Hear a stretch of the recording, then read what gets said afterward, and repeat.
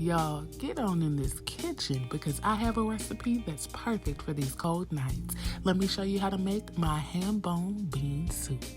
Now don't forget to like, share, and most importantly, follow so you can stay up to date on all of my recipes. And if you need the full recipe, it'll be in the description. Now, let's get into it. Now this Hambone bean soup is the perfect comfort food, so here's a few tips just so yours can come out perfect.